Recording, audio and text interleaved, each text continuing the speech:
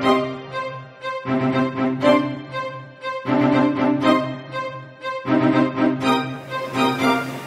and gentlemen, I bid you good evening.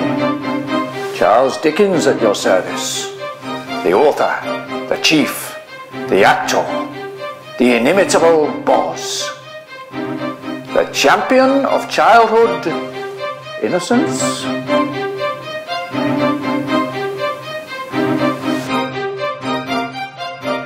My father had often hinted that Miss Betsy seldom conducted herself like any ordinary Christian. And now, instead of ringing the bell, she came and looked in at the window, pressing the end of her nose against the glass to that extent that my poor dear mother used to say it became perfectly flat and white in a moment. She gave my mother such a turn that I've always been convinced I am indebted to Miss Betsy for having been born on a Friday. "Where are the birds?" asked Miss Betsy. The rooks! Where are they? What's become of them?"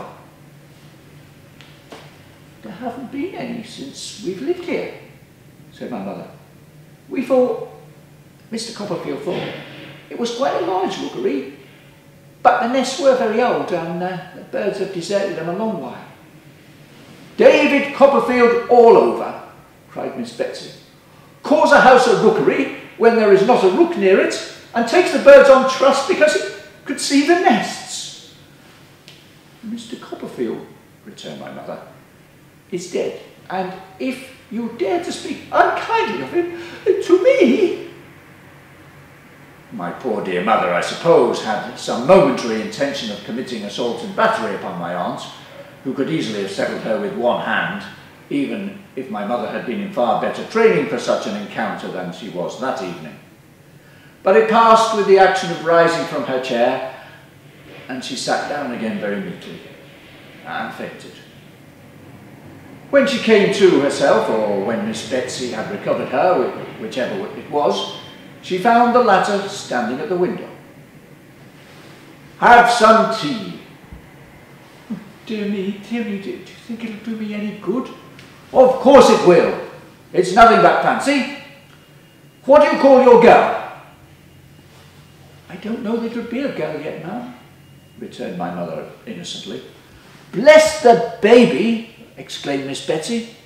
"I don't mean that. I mean your servant girl."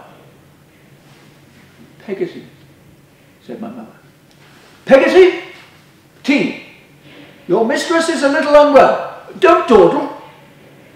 Now, child, from the moment of the birth of this girl, perhaps boy," my mother took the liberty of putting in, "I tell you, I have a presentiment it will be a girl," returned Miss Betsy.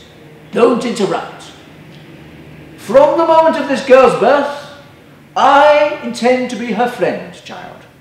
I intend to be her godmother, and I beg you that you'll call her Miss Betsy Trotwood Copperfield."